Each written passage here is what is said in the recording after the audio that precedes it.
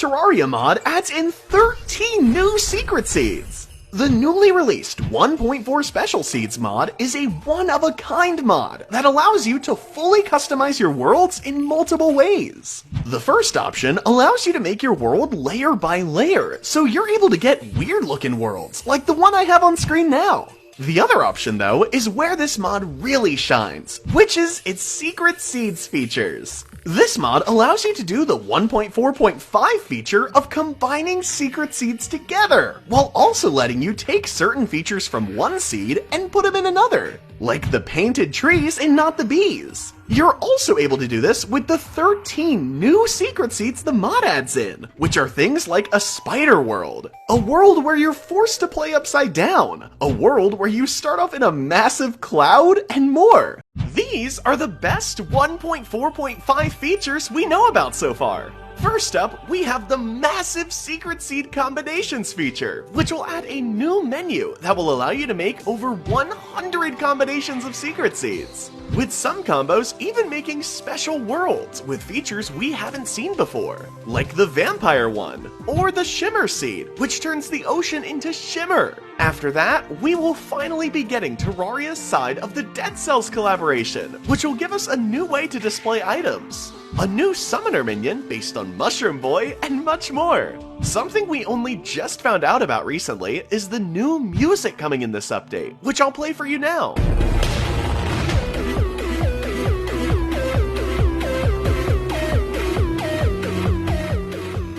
Next up, we have all of the new redesigned sprites, like the sun now becoming super bright, the baby slime minion becoming much smoother, and more.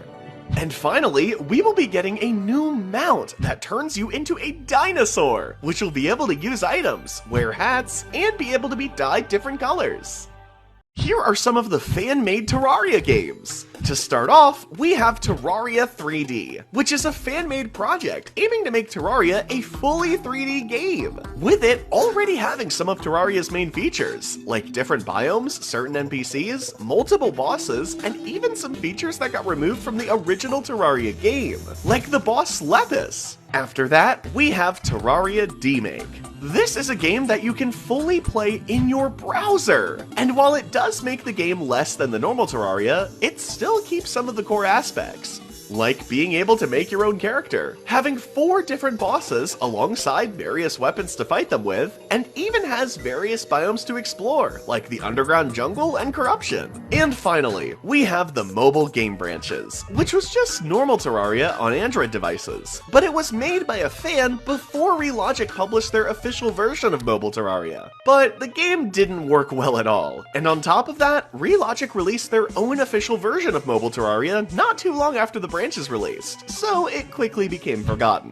This is one of the easiest pets to get in Terraria. Pets are a non-beneficial creature that will follow you around, and the shark pup pet is an interesting one. To get this pet, you will need to make new worlds and keep checking the water chests in the oceans of those worlds, and eventually you will find the shark pup pet, which is why this is the latest news about Terraria 1.4.5. Recently, Relogic published their November State of the Game, which gave us some more news about the next update, sneak peeks into the board game, and more. Starting with the 1.4.5 update, we got this video, which shows off a new spectator mode for multiplayer, alongside the players all being from different platforms, like Xbox and PlayStation. Relogic also said that crossplay most likely will be something that comes after 1.4.5, but we at least know it's coming. They also shared this video, which shows us that we will be able to see fish in the water when fishing. And then they also showed another video featuring a working TV. Moving on to the board game now, we got to see 2 new boss sculptures, with the first being Queen Bee with a ring in its nose, and both forms of the Eye of Cthulhu. And finally, there's some new official Terraria merchandise, with the first being a glow-in-the-dark Moonlord statue, the second one being an Eye of Cthulhu statue, and the final one being a Hallowed Armor plush, which is only available for a limited time. Here's what Christmas changes in Terraria. Just like Halloween season, there's also a Christmas season, from December 15th to December 31st, and it changes a few things. Firstly, the slimes, zombies, and bunnies will all have a Christmas-themed look, alongside the hearts and mana stars also having a Christmas theme to them.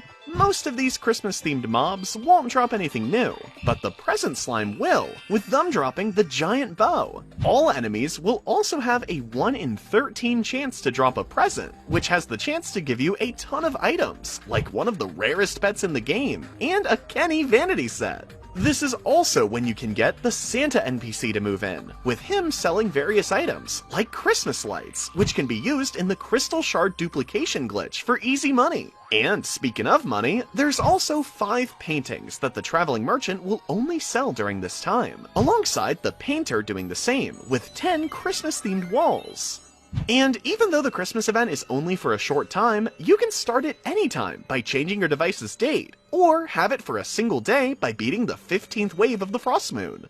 This is how you can cheese the hardest achievements in Terraria! As of this video, there are 88 achievements in Terraria, and while you end up getting a majority of them without even trying, there are a few that can be tricky, which is why I made 3 maps to make getting them extremely easy. For the first one, we have the Good Riddance achievement, which you get by talking to the Dryad after completely clearing the evil biomes. But the world I have on screen now is already 100% pure, so all you have to do is walk into the house at spawn and talk to the Dryad. Next, we have the fishing achievements, which you get by turning in 200 quest fish to the angler. But in the map I have on screen now, you'll spawn in a building with every quest fish in chests. So all you have to do is turn them in over and over again to the angler, which is also in that building. And finally, we have the Great Slime Mitosis, which you normally complete by getting every town slime. But if you go into the world I have on screen now, you'll get the achievement once you spawn in, since I already moved all of them in.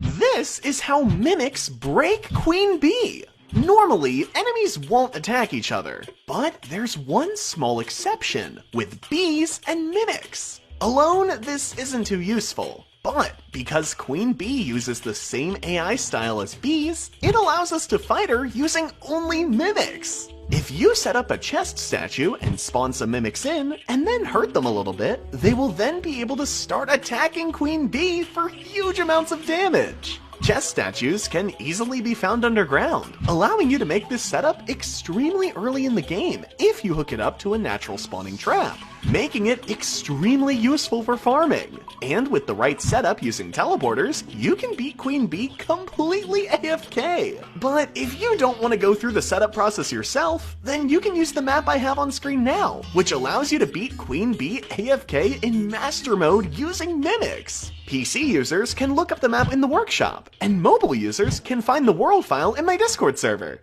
How fast can you become a billionaire in Terraria? Getting money in Terraria is usually pretty easy if you just farm bosses or events, but that will only get you small amounts compared to 1 billion copper coins, which is 1,000 platinum coins once converted. So, I made a new world and player and decided to answer this question myself. After spending roughly 15 hours playing through the game, up until the point I could actually make a decent money farm, I turned my ocean into a jungle biome, and started using my slime staff and lucky coin to start earning money every second.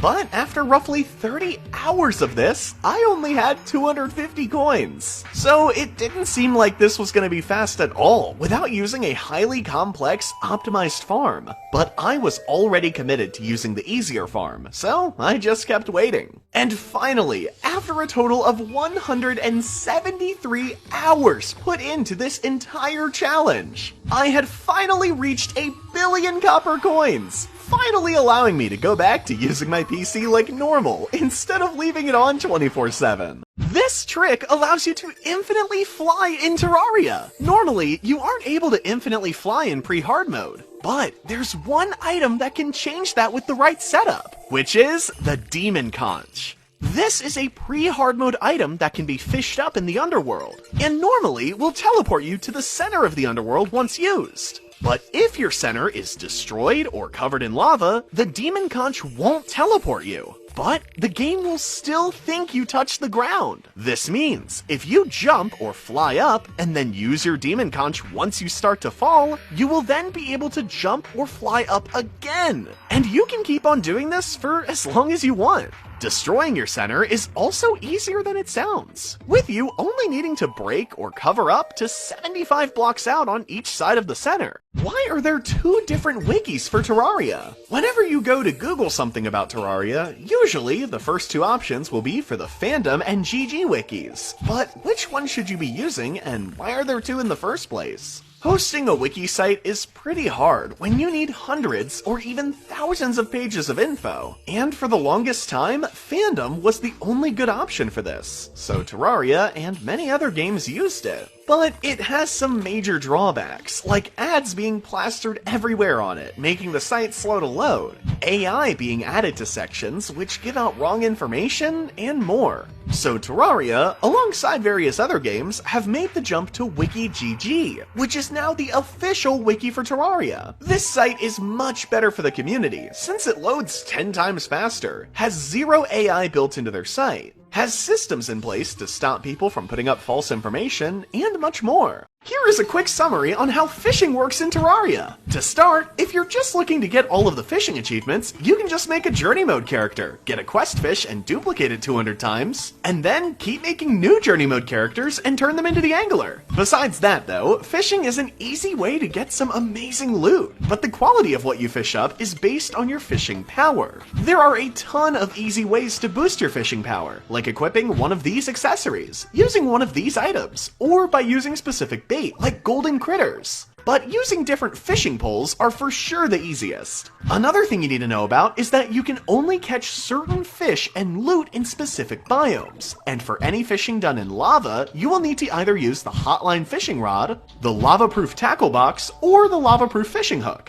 This Terraria weapon was based off of World of Warcraft. In Terraria 1.2, the insanely detailed Ice-Morn sword was added to the game files, but wasn't made obtainable. This sword would deal 44 base damage, but was sadly removed from the game in the 1.2.4 update. The interesting part about this sword is the fact that it was based on the Frostborn sword from World of Warcraft, which is why this Terraria weapon was based on an anime. In Terraria version 1.2, there was a special unobtainable weapon called the Soul Scythe. Sadly, it was removed, along with 3 other weapons, not too long after being added. But while it was in, it did 55 base damage, which was pretty good back then. This scythe is based on the Kenshin Hunt special attack in the Soul Eater anime, which is why if you want to 100% complete Terraria, at some point you will need to find the Mystic Frog, so you can get the Mystic Town Slime, which is a small jungle-only frog that only has a 3.33% chance to replace a frog already spawning in.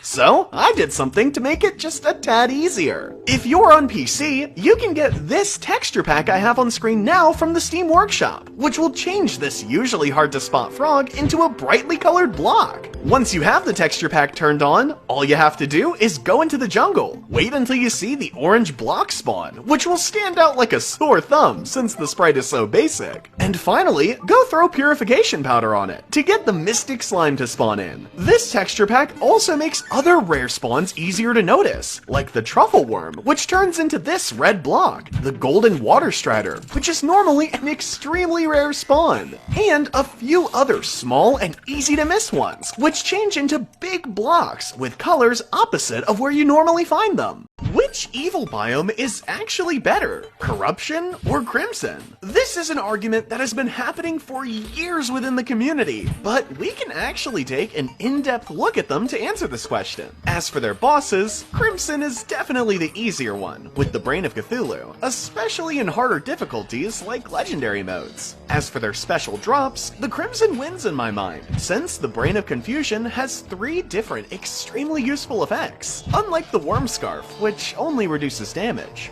As for the weapons you can get in each biome though, it really depends on your class. Mages are gonna have a better time in the Corruption, because of things like the Vilethorn, and early access to the Band of Star Power. But melee, summoners, and ranged players will have a much better time in the Crimson. And while this doesn't matter nearly as much as the other points in this video, the Corruption definitely has the better music, which is what's been playing in the background of this video. But, in the end, if you still can't decide on which biome you want to play with, you can actually play with both, if you make a world using the seed I have on screen now. This is everything you need to know about Terraria in 60 seconds. Once you choose your world size and difficulties, you can do whatever you want, like Minecraft. But there are some goals and things to do that unlock more content. The game is divided up into pre-hard mode, which has 8 different bosses, and hard mode, which has 10 different bosses, with the game switching over to hard mode after you beat the Wall of Flesh. Before you try beating any bosses though, you will want to decide on what class you want to play. Or don't, and just use whatever items you want.